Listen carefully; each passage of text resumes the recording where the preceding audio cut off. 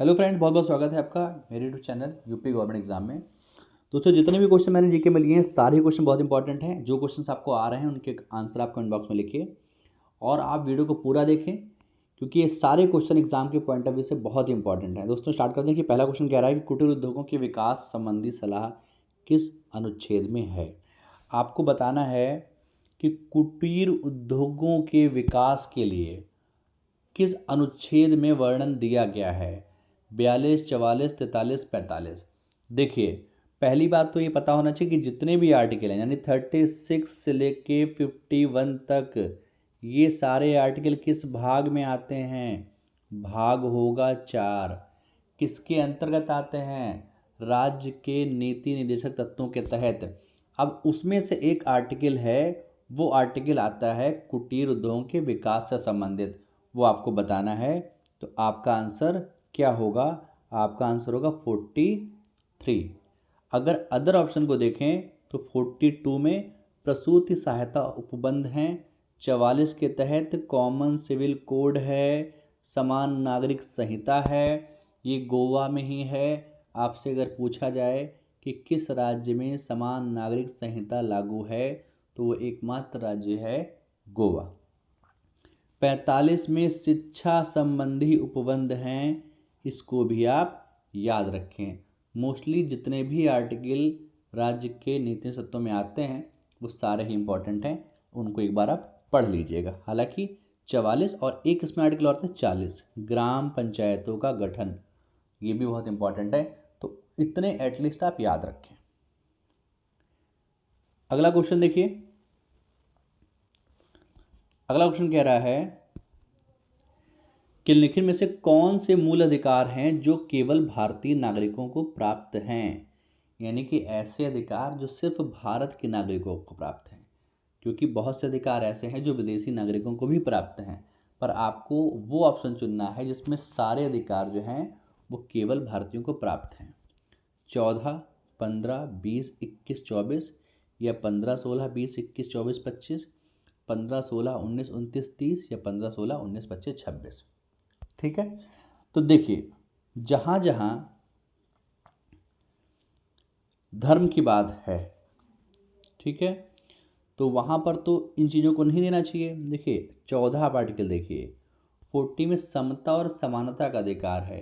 ये अधिकार सबको है, चाहे वो विदेशी नागरिक हो चाहे वो भारतीय नागरिक हो, तो ये ऑप्शन आपका कट जाता है। 15, 16 की बात करें, ठीक है। 20, 21 गिरफ्तारी संबंधी अधिनियम, ये और प्राण एवं दैहिक स्वतंत्रता, ये भारतीय नागरिक को भी है और विदेशी को भी है, तो ये ऑप्शन भी आपका कट जाता है।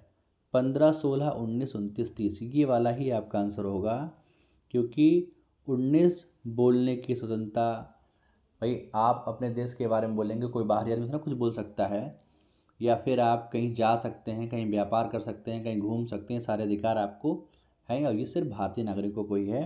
तो 15, 16, 19, 29, 30 ये केवल भारतीयों को ही है, ये वाला आपका आंसर है। अगला क्वेश्चन देखिए। भारतीय संविधान के दो उपबंध जो सर्वाधिक स्पष्ट रूप से न्यायिक पुनरावलोकन की शक्ति को व्यक्त करते हैं। न्यायिक पुनरावलोकन क्या होता है। जुडिशियल रिव्यू होता है। जुडिशियल रिव्यू मतलब अगर कोई केस हो रहा है और उसको दोबारा से देखना है, यानी तो कोई केस ऐसा है जिसको दोबारा से रिव्यू करना है, तो उस कंडीशन को हम न्यायिक पुनरावलोकन कहते हैं। आर्टिकल 32 और 26। 32 को हम संवैधानिक उपचारों का अधिकार भी कहते हैं और 26 दोनों में ही जुडिशियल रिव्यू होता है। 32 के तहत ही हम 5 प्रकार की रिटों को लागू करता है सर्वोच्च न्यायालय, वो भी 32 के तहत है। और 32 जो है वो मौलिक अधिकारों के अंतर्गत आता है। अगला क्वेश्चन देखिए। काई व लाइकेन पाए जाते हैं रेगिस्तानी वनस्पति, उष्णकटिबंधीय सदाबहार वनों में, टुंड्रा वनस्पति में, या इनमें से कोई नहीं। देखिए, काई व लाइकेन कहाँ पर होंगे, जहाँ पर थोड़ी सी आर्द्र भूमि होगी, नमी होगी, पानी होगा। तो रेगिस्तान में तो हो नहीं सकता, ये हटा दीजिए। उष्णकटिबंधीय सदाबहार वनों में, तो वहाँ पर वन हो सकते हैं, पर काई वगैरह को ज़्यादा नहीं होगी, थोड़ी मात्रा में होगी। मोस्टली टुंडा प्रदेशों में काई ज़्यादा पाई जाती है। ठीक है, अब आपको ये बताना है कि लाइकेन जो है, ये लाइकेन किस वर्ग में आता है, थैलोफाइटा में, ब्रायोफाइटा में या टेरिडोफाइटा में। ये कमेंट करके आप इसका आंसर बताइए, क्योंकि ये क्वेश्चन पिछले एग्जामों में आया हुआ है। अगला देखिए, अप्रत्यक्ष चुनाव प्रणाली का प्रारंभ किस अधिनियम से माना जाता है। अप्रत्यक्ष चुनाव प्रणाली 1833 का चार्टर अधिनियम, 1833 का, 1813 का, 1853 का, 1892 का। तो आपका आंसर होगा 1892 का चार्टर अधिनियम। देखिए जितने भी चार्टर अधिनियम हैं उनमें जो मेनली काम हुए हैं उनको आप पढ़ के जाइए, बहुत क्वेश्चन इससे पूछे जाते हैं। ठीक है, तो 1892 का चार्टर नियम था जिसके तहत अप्रत्यक्ष चुनाव प्रणाली को शुरू किया गया। अगला क्वेश्चन देखिए, निम्नलिखित में से किस राज्य में कोई भी अनुसूचित जनजाति नहीं पाई जाती है। देखिए जनजाति नहीं पाई जाती है, देखिए अरुणाचल प्रदेश में बिल्कुल पाई जाएगी, क्योंकि अरुणाचल प्रदेश तो एक पहाड़ी इलाका है और पहाड़ी इलाकों में मोस्टली जनजातियाँ पाई जाती हैं। नागालैंड में भी पाई जाएगी, तो ये आपका आंसर नहीं होगा। उत्तर प्रदेश में तो आपको पता ही है, थारू है, जौनसारी है, बहुत सारी जनजातियाँ हैं, तो ये भी आपका आंसर नहीं होगा। पंजाब में कोई भी जनजाति नहीं पाई जाती है, यानी एसटी नहीं पाए जाते हैं, जबकि सबसे ज़्यादा एससी प्रतिशत के अनुसार पंजाब में ही पाए जाते हैं। हालांकि संख्या में यूपी में ही ज़्यादा है। अगला क्वेश्चन देखिए, भारत का सबसे महत्वपूर्ण खनिज युक्त शैल यंत्र कौन सा है। देखिए खनिज युक्त मतलब सबसे ज़्यादा खनिज जो हैं वो किन प्रकार के तंत्रों में, किस प्रकार की चट्टानों में पाए जाते हैं, ये क्वेश्चन पूछ रहा है। कुडप्पा में, धारवाड़ में, गोंडवाना में या विंध्य तंत्र में। तो आपका आंसर होगा धारवाड़ में। धारवाड़ में ही आपका लोहा, चांदी, ठीक है, मैग्नीज, निकेल, जस्ता, ये सब चीज़ें जो हैं, ये सब खनिज जो हैं वो ज़्यादातर धारवाड़ क्रम में पाए जाते हैं। ठीक है, एक चीज़ रखिएगा, गोंडवाना में कोयला पाया जाता है, ये भी आप याद रखिएगा। आपसे अगर ये पूछता कि किस क्रम की चट्टानों में या किस प्रकार के चट्टानों में कोयला पाया जाता है, तो आंसर होगा गोंडवाना। अगला क्वेश्चन देखिए, हाल ही में किस राज्य के 2 एक्सप्रेस वे पर हवाई पट्टी निर्मित हुई है। 2 एक्सप्रेस वे पर हवाई पट्टी, यानी कि हवाई जहाज को उतारना, रॉकेट को उतारना या तरीके से मिसाइलों को उतारना, इस तरीके की चीज़ें जो हैं वो बनाई गई हैं। कहाँ पर वो बनाई गई हैं? उत्तर प्रदेश में, यूपी में। ठीक है, अगला प्रश्न देखिए, सतत विकास के लिए आवश्यक है जैव विविधता का संरक्षण, बिल्कुल। प्रदूषण का निरोध एवं नियंत्रण, बिल्कुल। निर्धनता को घटाना, बिल्कुल। यानी कि आपका आंसर होगा उपयुक्त तीनों, सभी जो हैं होने चाहिए, तभी सतत विकास हो सकता है। सतत विकास का मतलब होता है कि जो भी पर्यावरण की चीज़ें हैं या जो चीज़ें आप यूज़ कर रहे हो उनको बचा के भी रखना और उसके साथ विकास करना, ताकि भावी पीढ़ी जो है, आने वाली पीढ़ी भी उसका उपयोग कर सके। अगला क्वेश्चन देखिए, हरित गृह प्रभाव से वातावरण में कौन से परिवर्तन होता है। देखिए हरित गृह यानी ग्रीन हाउस गैस से क्या प्रभाव पड़ता है। वायुमंडल में कार्बन डाइऑक्साइड की मात्रा बढ़ती है, बिल्कुल बढ़ती है। वायुमंडल में आर्द्रता बढ़ती है, आर्द्रता बिल्कुल नहीं बढ़ती, क्योंकि हरित गृह प्रभाव से होता क्या है कि वायु की जो भूमि होती है उसका ताप बढ़ जाता है, जीवधारियों की संख्या बढ़ जाती है, ये भी कोई मतलब नहीं है। वायु की गति बढ़ जाती है, ऐसा भी नहीं है। तो आपका आंसर होगा वायु में कार्बन डाइऑक्साइड की मात्रा बढ़ जाती है। अगला देखिए, जैव विविधता बहुतायत में मिलती है, यानी जैव विविधता ज़्यादातर कहाँ मिलती है या बड़ी मात्रा में कहाँ पर मिलती है, ये आपको बताना है। विकासशील देशों में, विकसित देशों में, दोनों में समान, उपयुक्त में से कोई नहीं। देखिए समान तो नहीं होगा, क्योंकि यहाँ पर बहुत ज़्यादा, यानी विकसित देशों में बहुत ज़्यादा इंडस्ट्रीज़ वगैरह होती हैं, बहुत ज़्यादा प्रौद्योगिकी होती है, बहुत ज़्यादा कंपनियाँ होती हैं, तो वहाँ पर जैव विविधता तो होगी नहीं। विकासशील देशों में जैव विविधता ज़्यादा पाई जाती है, तो आपका आंसर होगा विकासशील देशों में। अगला क्वेश्चन देखिए, असुमेलित जोड़ों को पहचानिए। जो सुमेलित नहीं है उसको आपको पहचानना है। इटाई इटाई रोग कैडमियम के कारण होता है, इसलिए आपका आंसर ये नहीं होगा। मींदा मेहता रोग पारा के कारण होता है, ये भी सही है, इसलिए ये भी आंसर नहीं होगा। ब्लू बेबी सिंड्रोम नाइट्रेट के कारण होता है, ये भी सही है, इसलिए ये भी आपका आंसर नहीं होगा। तो आपका आंसर कौन सा होगा? नौकनी रोग। नौकनी रोग सीसा प्रदूषण से नहीं होता है, ये फ्लोराइड के कारण होता है, फ्लोराइड के कारण होता है। तो आपका आंसर होगा नौकनी रोग, यही आपका सम्मिलित नहीं है, यही वाला आपका आंसर है। अगला देखिए, देखिए में से कौन सा अंतरिक्ष उड़ान में खाद्य पदार्थ के रूप में लिया जाता है या प्रयोग किया जाता है? यानी कि जब अंतरिक्ष यात्री अंतरिक्ष में जाते हैं तो किस चीज़ को खाद्य पदार्थ के रूप में लेके जाते हैं? तो आंसर होगा क्लोरेला। क्लोरेला एक शैवाल होता है, इसको वो लोग लेके जाते हैं और इसी को वहाँ पर खाते हैं। तो आपका आंसर होगा क्लोरेला।